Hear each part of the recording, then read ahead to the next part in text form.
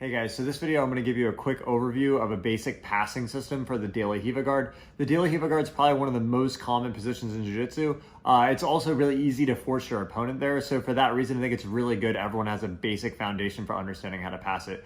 Before I get into the video, if you guys like the content, please like, share, subscribe. It helps a lot for promoting the videos. As well as if you haven't clicked that bell button, go ahead and click that because it gives you notifications when I have new videos. All right, guys, so let's get into the technique. All right, so we're going to focus on passing the De라히바 when he's holding the pant or the ankle. Whether he's got the pant or the ankle, it's pretty similar. If he's hugging the leg, if he's like hugging the leg or doing underhook De라히바, it's a bit of a different pass sequence, but the pant control or ankle is probably the most common, so it's a good place to start. Before getting into the passes from here, it's important to understand not only is it really important to know how to pass the De라히바 because it's one of the most common guards, but also it's a great way to kind of force the guy into a position that you're really skilled at if you know the system well. So if the guy has like his legs moving a lot and stuff, it can be really hard to pass from the outside. But if I just step in with my leg and kind of crowd, we're going to go slow motion with the legs. If I kind of step in here, I can stop his leg from rotating. It's very easy to force him into this position. So I can kind of initiate into this position and start building my pass sequence from here.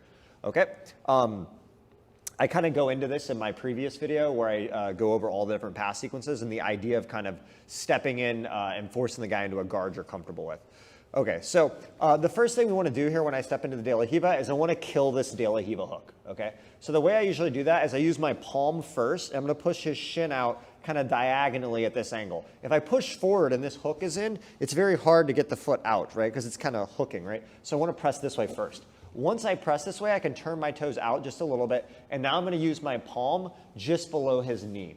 All right? The reason I do this is, if you've seen my videos before, I talk a lot about using the knee pressure to keep force, and then if I do that again, if I drive my knee in, then he can put the hook in, and then it's a very strong hook. So once I get rid of this, I like my palm just below the knee, because I can keep the hook out from coming in, but also at this angle, it's hard for him to keep that strong knee pressure, so it's a good mix of the two. Once I kill this leg, my next big goal is to try to trap this leg. A lot of people go for the leg drag first. My first preference when I'm starting to pass De라히바 guard is to threaten trapping the leg first because it sets up the leg drag well and all the other pass sequences. If I go for the leg drag first, often I'll try to grab here and this left leg can like lasso and get in the way and stuff. But if I start trapping this leg and he tries to bring it out, I can often turn this into a leg drag and threaten the knee cut. So for me, I like the knee cut or trapping the leg is the first big threat in this position, okay? We're going to build off of 4 main passes, which are going to be the knee cut, the leg drag, the reverse leg drag, and a folding pass. I think those are 4 good moves. If you have all of those, you have a lot of options for most of the common things the guy can do. Okay, so the first thing we kill this De라히바 leg, I'm going to try to trap this foot. One big thing I want to avoid when I'm trying to pass De라히바 is letting him get a hold of this sleeve.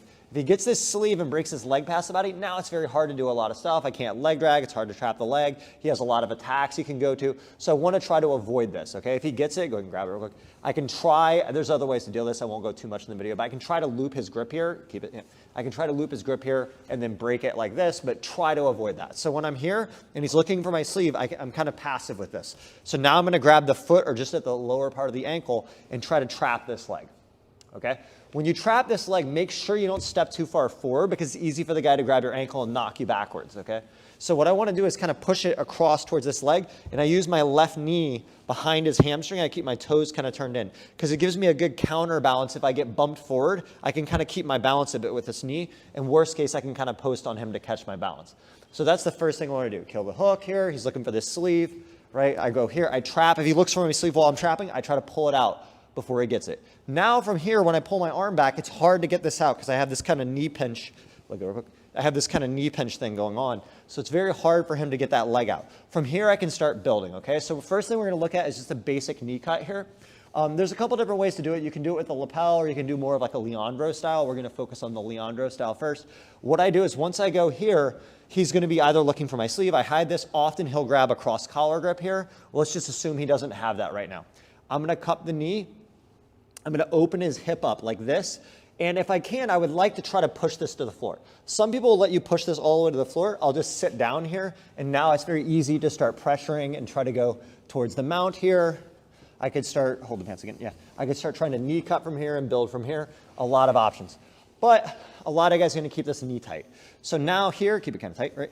I open like this, keep it tighter. Yeah, I open like this. And what I want to do is I'm going to lift my right foot up in the air like this, okay? So I lift. My right forearm is going to go along the inside of his thigh here to catch an underhook on his arm. I don't want to go out here because if I go here, as I go, he's going to knee shield me. So I want this here to go along this line so that as I go, I block that shield out. And I want to catch his tricep and pull up. I don't want to post my hand in the beginning, okay? I want to catch this if he's holding the pant leg. Now it's easier to pull him in, and now I can start building. Once he lets go, then I can start building the pass from here, okay? So the big thing is there's no force here blocking me, right? Because he doesn't have a grip. So we're like this, I'm killing the leg, I cup the knee, I try to go here, I pull this foot up right as I do this, right? So I pull, and I go here, like this. Post my left hand for balance, left leg's wide, catch this underhook, I pull in. Once he lets go of that grip, which can take a few minutes or a few seconds, that's fine. Cross face and build the pass from here, okay? If he has the collar, right here like this, I go here. What I'm gonna do is I'm gonna pull and start trying to stuff this. Keep your knee tighter. Yeah, I'm gonna pull and start trying to stuff this. He gets kind of stuck here and he feels this counter pull and it gets very, he can tell the leg's gonna get stuffed. So at some point they'll try to pull on the collar. Pull on the collar. Yeah, as he pulls, he's making the cut really easy to hit, right? Again, I break through and pass. If you try to go while he's like more stiff arming or not pulling, then as I go, it kind of blocks, he pushes me out, right? But if I just sit here and not pull, he's literally pulling me into the cut. So just trap the leg, open the knee, stay calm, and when he starts to pull, that's when you go for that cut. And make sure you stay on the inside of the leg, pulling up on the underhook, okay? So the next pass that works really well from here, okay, we're like this, is I start trying to trap this leg. Once he respects your knee cut, he's gonna start trying to make it more difficult to trap the leg. People who always leg drag first, a lot of guys will just trap their own leg because they don't respect their knee cut, so then it's hard to leg drag. But when you have a dangerous knee cut, the guy will start pulling his leg out, pull your leg, yeah, like this, and he doesn't want me to trap it. So then what I do is I keep this leg killed, I pop my right leg back, and I just guide through this gap here. Now here I've trapped that leg out, I can catch the knee, push it through, switch to the lapel, use my elbow and knee, and start passing from here, okay? The thing I like about this, it doesn't allow that lasso, right? So you try, yeah, see if I go here, there's no lasso. But if you're leg dragging first like this, that leg's always coming in play, making it hard to pass, right? So I'm here, I start threatening the cut, he pulls, boom. Catch the knee, push it through, get the lapel, elbow, knee tight, and drop. Can build from there, okay? Another thing that can happen here is when I trap this leg, sometimes we can use the lapel to try to cut instead. This is more of a Lapre model. You can have the cross collar. Okay, so instead of doing the one I did before, I just hold the lapel, I post my hand out and fall out to the side, and as he follows, I just shoot my knee up and start building the pass from here. But what can happen is, when I'm here and I grab this lapel, he lassos his leg. Okay, so what I'm gonna do is I kind of take this leg out, I'll grab the ankle or the pant leg here, and now I'm gonna grab the pant leg here, I step out, and I hit the reverse leg drag, okay? So that gives you two directions, leg drag this way, reverse leg drag that way, okay? You can also get to this reverse leg drag. Sometimes I try to drag, this leg loops back over, and we come here and see if I just get both pants, I hop back, and I clear. The main thing I wanna do is open this elbow knee space, and then I drop my shin and just try to land chest to chest with my arm over the back, okay?